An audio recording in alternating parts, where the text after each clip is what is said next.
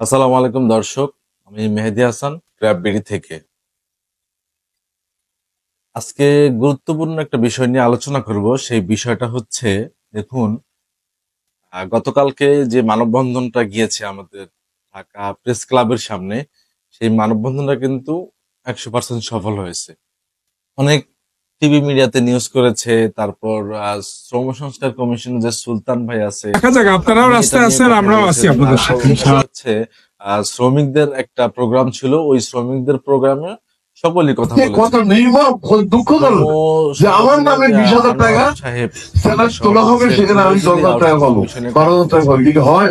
আজকের এর অমানবিক। যে বিষয়টা নিয়ে কথা বলবো সেটা হচ্ছে, আগামী 14 তারিখ শ্রম ভবনে হচ্ছে সরকার পক্ষ এবং ঠিকাদারদের সাথে আমাদের প্রতিনিধি কমিটির, আউটসোর্সিং যে প্রতিনিধি কমিটি, তাদের একটা মতবিনিময় সভার অ্যারেঞ্জ করেছে।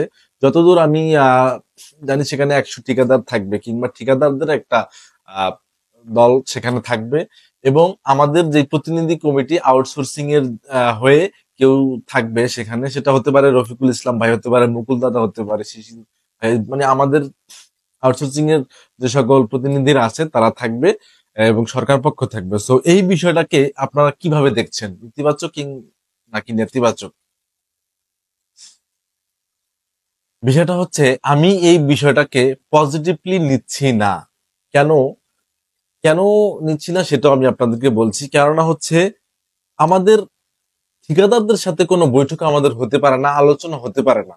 আমাদের আলোচনা হতে পারে শ্রম সংস্কার কমিশনের সাথে এবং রাষ্ট্রপক্ষের সাথে, সরকারের সাথে আলোচনা হতে পারে, সচিবদের সাথে, উপদেষ্টাদের সাথে, তাদের সাথে আলোচনা হতে পারে। কেন, সেটা আমি আপনাদেরকে বলে দিচ্ছি। অনেকে বলতে পারেন যে এটাকে কেন পজিটিভলি দেখছেন না আপনি। এখন তো সময় যে তাদের সাথে আলোচনা হবে, আমাদের এটার যে কোনো একটা কিছু হবে, একটা সমাধান আসবে, এই বিষয়টা বলতে পারেন। তো আমি যেটা আমার ব্যক্তিগত চিন্তা ধারা দিয়ে, আমি গতকালকেই কিন্তু সেখানে গিয়েছিলাম, এই বিষয়টা জানতে পেরেছি। কিন্তু আমি গত 2 দিন, গতকালকে থেকে আজকে অব্দি, এখন অব্দি আমি ভাবলাম, আমার চিন্তাধারা দিয়ে আমার মনে হলো যে ওনাদের সাথে বসলে, দেখুন, আলোচনা মানে কি, একটা সমঝোতা আসা, যে কারোর সাথে সমঝোতা আসা। আলোচনা মানে হচ্ছে এটা, আমরা চাই ঠিকাদার প্রথা বাতিল করতে, 2018 সালের নীতিমালা বাদ করতে, ঠিকাদার যাতে উঠে যায় মাঝখান থেকে, এই ঠিকাদার যাতে না থাকে। সেখানে ওদের সাথে আলোচনা করতে আপনি যাওয়া মানে হচ্ছে ওদের সাথে একটা সমঝোতা আসা। সেখানে কি বলবে, যে প্লাস মাইনাস করে একটা সমঝোতা করবে। সেই সমঝোতাটা কি, তারা হয়তো বলতে পারবে, ঠিক আছে, আপনাদের যে চাকরিচ্যুত করা হয় এই বিষয়টা বন্ধ করলাম, চাকরিচ্যুত করা হবে না। কিন্তু তারা এটা বলবে যে আপনাদের আর কোনো বকেয়া বেতন থাকবে না, কিংবা আপনাদের বেতন কিছুটা বাড়িয়ে দেওয়া হবে। এই বিষয় দিয়ে আগর বাগর আপনাদেরকে বুঝিয়ে দিবে। আমার মনে হচ্ছে যেটা স্বাভাবিক, এটাই হবে। সো এই বিষয়টা চলতে পারলে যে আর কোনো বকেয়া বেতন থাকবে না, এটা হচ্ছে যতই তারা বলুক, তৃতীয় পক্ষ যখন এখানে থাকবে, এটা হয়তো আপনার 6 মাস 1 বছর আপনাদেরকে রেগুলার নিয়মে আপনাদের বেতন দিতে পারে, কোনো বকেয়া বেতন লাগবে না, কিংবা ছাঁটাই হবে না। তারপর দেখবেন আবার সেই একই বিষয়টা নিয়ে আসবে, আবার সেই একই ঘটনা ঘটবে, আপনার সেখানে কিচ্ছু করতে পারবেন না।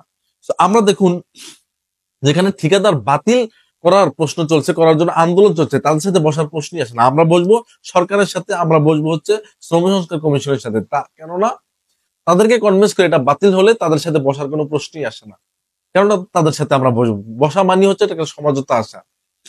আমরা যে কোনো একটা সমস্যা হলে, যে কোনো একটা মারামারি বা যেখানেই যাই হোক হলে, তাদের আলোচনা বসা মানে একটা সমঝোতা আসে। একদল সরি বলে, আরেক দল কিছু তার জরিমানা হচ্ছে সেখানে দেয়, এইভাবে সমঝোতা আসে। কিন্তু সেখানে, যেখানে তাদেরকে বাতিল দেওয়ার জন্য আন্দোলন চলছে, আমরা রাজস্ব খাতে যাওয়ার জন্য আন্দোলন চলছে, সেখানে তাদের সাথে বসা মানি হচ্ছে তারা আপনাদেরকে বিভিন্ন ভাষায়, বিভিন্ন ভাবে কনভিন্স করে কিছু একটা অফার করবে। সেটা হোক, আমাদের আউটসোর্সিং যে সকল ভাই বোনেরা আছে তাদেরকে অফারটা কি করবে, অফারটা করবে যে আপনাদের কাউকে আর চাকরিচ্যুত করা হবে না, কারো বেতন বকেয়া থাকবে না, এবং ঈদে একটা বোনাস দেওয়া হবে। এই সামান্য বোনাস আপনাদের কিছুই হবে না।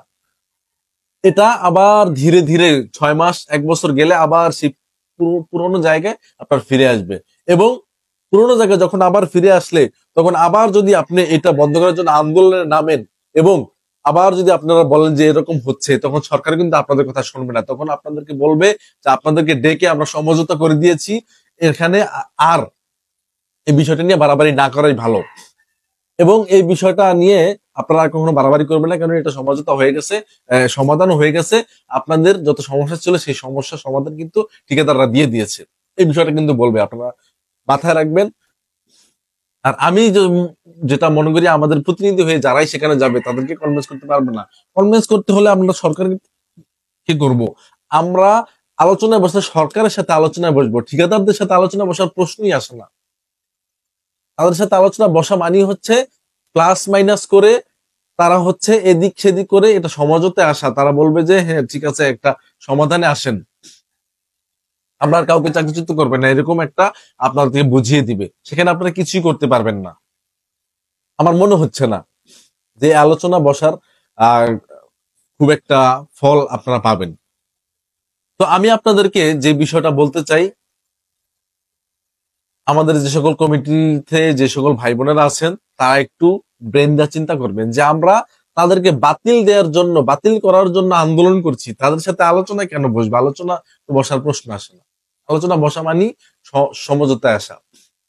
আজকে দেখুন, আমরা যখন কোটা আন্দোলনের সময় দেখেছি, কোটা আন্দোলনের পরে যখন প্রথম পর্যায়ে সেটা সরকার, সাবেক সরকার মেনে নিচ্ছিল না, তখন তুরবার আন্দোলন হওয়ার পরে তখন সে আলোচনায় ডাকছে যে ছাত্রদের কথা শুনতে চাই, তারা কি বলে সেটা শুনতে চাই। তখন কিন্তু ছাত্ররা যায়নি। তখন ছাত্ররা যদি সেখানে আলোচনা যেত, যাওয়া মানেই হচ্ছে সমঝোতা হওয়া। তাদের যত দাবি দাবা আছে সেটা এদিক সেদিক করে, কম করে বেশি করে সেটা মেনে নেওয়া, তো সমঝোতা হয়। কিন্তু সেটা তারা মেনে নেয়নি। যদি তারা তখন আলোচনায় বসতো শেখ হাসিনার সাথে, তাহলে আজকে শেখ হাসিনার পতন তারা করতে পারতো না। পেরেছে? করে নেই। আমি এটাকে